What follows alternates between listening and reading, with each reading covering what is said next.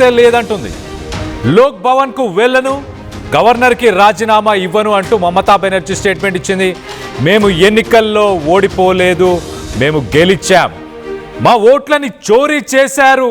బీజేపీకి EC election commission ఒక ఏజెంట్గా మారిపోయింది అంటూ సెన్సేషనల్ కామెంట్స్ అని చెప్పుకోవచ్చు. ఎలక్షన్ కమిషన్, కేంద్రం అలాగే సిఆర్పిఎఫ్ ఇవన్నీ కూడా సంయుక్తంగా కుట్ర చేశాయి మా పైన.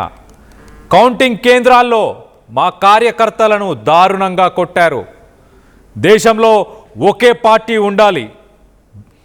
పార్టీ ఉండాలని బీజేపీ చూస్తుంది, కానీ బీజేపీ ఆశలు ఎప్పటికీ నెరవేరవు అంటూ మొత్తానికైతే మమతా బెనర్జీ ప్రస్తుతానికి ఒక సెన్సేషనల్ కామెంట్స్. ఈ కామెంట్స్ని ఎలా చూడాలి? నేను ఓడిపోలేదు అంటూ మాట్లాడుతుంది.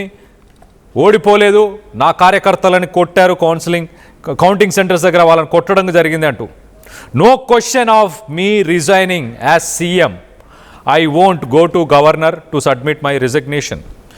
We didn't lose the elections, we won. మేము ఎలక్షన్స్ గెలిచాము, మేము ఓడిపోలేదు. నేను గవర్నర్ దగ్గరికి వెళ్ళి రిజిగ్నేషన్ని సబ్మిట్ చేయను అంటూ ఆమె మాట్లాడుతుంది. ఆమె చాలా క్లియర్గా మమతా బెనర్జీ ఇక్కడ తన పార్టీ ఓటమిని అంగీకరించట్లేదు. అలాగే కాన్స్టిట్యూషనల్ నార్మ్స్ ఏవైతే ఉన్నాయో, ఎలక్ట్రల్ లాస్ అయిపోయిన తర్వాత రాజీనామా చేయాల్సిందే, కానీ చేయను అంటుంది. ప్రస్తుతానికి క్యాడర్కి అలాగే ప్రజలకి ఒక సందేశాన్ని ఇచ్చే ప్రయత్నం చేస్తుంది చాలా క్లియర్గా. ఈ రిజల్ట్స్ ఏవైతే ఉన్నాయో అవి ఇల్లెజిటిమేట్, అంటే దాంట్లో న్యాయపరంగా లేవు, న్యాయపరంగా ఈ ఎలక్షన్లు జరగలేదు అన్న మెసేజ్ని టీఎంసీ పార్టీకి సంబంధించిన క్యాడర్ అలాగే వెస్ట్ బెంగాల్లో ఉన్న ప్రజలకి ఆ నినాదాన్ని తీసుకెళ్లే ప్రయత్నం స్ట్రాంగ్గా చేయడానికే ఇలాంటి ఒక స్టేట్మెంట్ ఇచ్చినట్టు చాలా క్లియర్గా తెలుస్తుంది. దీనికి సంబంధించి ఒక్కసారి మనం చూస్తే, our votes were stolen. The election commission has become an agent for BJP. Election commission, center and CRPF jointly conspired అంటుంది. సో మా ఓట్లని దొంగతనం చేశారు. ఎస్ఐఆర్ని ఉద్దేశించి మాట్లాడుతుందా? 90 లక్షల ఓట్లని తొలగించడం, దానిపైన బీజేపీ వాదన వేరేలాగా ఉంది. దీదీ మాత్రం మా ఓట్లని దొంగతనం చేశారు అంటూ దీదీ మాట్లాడుతుంది. అలాగే ఎలక్షన్ కమిషన్, సెంటర్, సిఆర్పిఎఫ్ ఇవన్నీ కలిసి కుట్ర పన్నాయి, మా పైన కుట్ర పన్నాయి అంటూ మమతా బెనర్జీ సెన్సేషనల్ కామెంట్స్. ఒకవేళ తను రాజీనామా చేయకపోతే తర్వాత జరిగే పనులు ఏంటి, తర్వాత కార్యాచరణ ఎలా ఉండబోతుంది, దీనికి సంబంధించి డీటెయిల్గా మాట్లాడుకునే ప్రయత్నం చేద్దాం. నా కొలీగ్ సచిన్ అందుబాటులో ఉన్నాడు. సచిన్తో మాట్లాడి తెలుసుకునే ప్రయత్నం చేద్దాం. సచిన్, ఇక్కడ మమత చాలా ఇంట్రెస్టింగ్ కామెంట్స్ చేస్తుంది. నేను రిజైన్ చేయను ఉంటుంది. ఒకవేళ తను రిజైన్ చేయకపోతే తర్వాత ప్రొసీజర్ ఏంటి, తర్వాత గవర్నర్ ఎలాంటి స్టెప్స్ తీసుకునే అవకాశం ఉంది, కాన్స్టిట్యూషన్ ఏం చెప్తుంది? ఇక్కడ నాకు 2 ఆర్టికల్స్ ని ప్రస్తావించే ప్రయత్నం చేస్తాను Kalyan. Article 172 at the same time article 164. ఈ ఆర్టికల్ 2 చూస్తే కనుక క్లియర్ గా అర్థమైపోతుంది. బట్ వాట్ ఇట్ సేస్ నేను చెప్పే ప్రయత్నం చేస్తున్నాను. Article 172 of the Indian constitution defines the duration of state legislatures. It mandate that the state legislative assemblies last for 5 years. ఇక్కడే క్లియర్ గా ఉంది. అండ్ కంటిన్యూ చేసే ప్రయత్నం చేస్తున్నాను. ఎప్పటి నుంచి? From the first meeting with expiration resulting in automatic dissolution, though they can be dissolved earlier. ఇది article 172. ఇది ఇక్కడ అర్థమైంది. And article 164. Article 164 of the Indian Constitution governs the appointment, tenure and the responsibility of state ministers. It mandates the governor to appoint the chief minister and other ministers on the CM's advice, with the council collectively responsible to the state assembly holding office during the governor's pleasure. ఈ 2 articles చూస్తే మనకు ఒక clarity picture వస్తుంది. ఏంటది?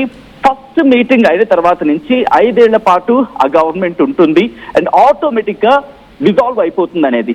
So ఇటువంటి situation లో మమతా బెనర్జీ ఇప్పుడు governor కి లెటర్ సమర్పించకపోయినా ఇప్పుడు ఆటోమేటిక్ గా గవర్నమెంట్ అక్కడ డిజాల్వ్ అయిపోయినట్టే మనం భావించాలి. అండ్ ఇక రెండో డెవలప్మెంట్, మీరు అన్నట్టుగా మమతా బెనర్జీ వెళ్ళకపోతే ఏం జరిగే అవకాశం ఉంది? ఇక్కడ ఒక పాయింట్ ని మీరు గమనిస్తే కనుక గవర్నర్ కీలక పాత్ర ఉంటుంది. ఇప్పుడు గవర్నర్ కనుక ఎప్పుడైతే ఎలక్షన్ అయిందో, రిజల్ట్స్ వచ్చేసాయో, ఇక అది కంటిన్యూషన్ ప్రాసెస్, అది కాన్స్టిట్యూషన్ ప్రకారం కంటిన్యూటీగా ఉన్న ప్రాసెస్. కాబట్టి ఇప్పుడు గవర్నర్ కొత్త ప్రభుత్వాన్ని, ఎందుకంటే ఇక్కడ కొన్ని అసెంబ్లీ ప్రకారం చూసుకుందాం, ఎవరికైతే హైయెస్ట్ నెంబర్ ఉంటుందో వాళ్ళనే కదా అక్కడ అధికారానికి ఆహ్వానించేది. ఫర్ సపోజ్ ఒక టెన్యూర్ లో మధ్యలో మ్యాండేట్ లేకుండా ప్రభుత్వంలో బ్రేకప్ వచ్చిందనుకో, ప్రభుత్వంలో కాస్త ఇబ్బందికర వాతావరణం వచ్చింది అనుకున్నాం. అప్పుడు ఏం జరుగుతుంది? వాళ్ళకి ప్రూవ్ చేసుకోవాల్సి ఉంటుంది వాళ్ళ పవర్ ని. సో అటువంటి సిచ్యువేషన్ లో గవర్నర్ కి ఏం చేస్తారు? అప్పుడు ఒకవేళ అక్కడ పవర్ వాళ్ళకి లేదనుకుంటే, వాళ్ళకి ఆ సామర్థ్యం లేదనుకుంటే డిజాల్వ్ అయిపోతుంది గవర్నమెంట్. అండ్ ఎవరైతే బలం చూపించుకుంటారో ఆ పార్టీకి సంబంధించి అక్కడ నాయకత్వం ఉంటుంది, అండ్ పవర్ లోకి రావడం జరుగుతూ ఉంటుంది. సో ఇక్కడ కూడా అదే ఫామ్ లో మనం అనుకోవచ్చు. ఇప్పుడు రెండో పాసిబిలిటీ కింద చూసుకుంటే, సో ఏ ప్రకారం చూసుకున్నా మమతా బెనర్జీ చెబుతున్న ఆ స్టేట్మెంట్ ఓకే, ఇది పొలిటికల్ స్టేట్మెంట్ అవ్వచ్చు, కానీ ఒకవేళ కాని పక్షంలో లీగల్ కి వెళ్తే మాత్రం ఇది ఇంకొక యాంగిల్ తీసుకునే అవకాశం ఉంది. బట్ మోస్ట్ ఆఫ్ ద సినారియోలో మాత్రం మమతా బెనర్జీ ఇటు తన రిజిగ్నేషన్ సమర్పించకపోయినప్పటికీ కూడా ఆటోమేటిక్ గా గవర్నమెంట్ డిజాల్వ్ అయినట్టే, కొత్త ప్రభుత్వం అక్కడ ఫామ్ అయ్యేందుకు కేర్ అయినట్టు భావించాలి ఇక్కడ Kalyan. Right Sachin, thanks for the latest update. మొత్తం మీద ఇటు governor, pleasure of the governor దానిపైన డిపెండ్ అయి ఉంటుంది చాలా క్లియర్గా. ప్లెజర్ ఆఫ్ గవర్నర్ కాన్స్టిట్యూషన్లోని ఆర్టికల్ 164 ప్రకారం. ఒకసారి మమతా బెనర్జీ అసలు ఏం మాట్లాడిందో ఒకసారి విని దాని తర్వాత డీటెయిల్గా మాట్లాడుకునే ప్రయత్నం చేద్దాం. কেন কৃষির জন্য আমরা তো হারিয়ে নিয়ে যাবো, হারলে আমি যদি শপথ দিতে যেতাম তাহলে আমি রেজিগনেশনটা করতাম। এখন তো কোয়েশ্চেন ডাজন্ট অ্যারাইজ। জোর করে দখল করে যদি কেউ মনে করে যে আমি কি রেজিগনেশন দিতে হবে, no, not that. Now also I want to say that we didn't lose the election. It is their forceful attempt to defeat us. Officially they may, through election commission, can defeat us, but morally I am telling you that we won the election.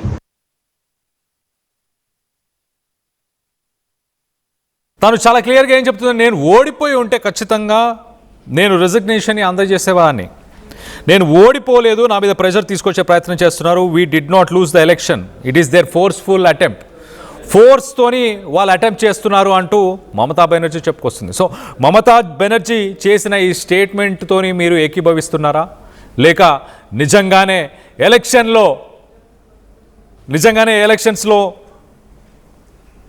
Rigging చేశారని మీరు భావిస్తున్నారా, ఓట్లని చోరీ చేశారని మీరు భావిస్తున్నారా? దీనిపై మీ అభిప్రాయాలు ఏంటనేది కింద comment రూపంలో తెలియపరచండి.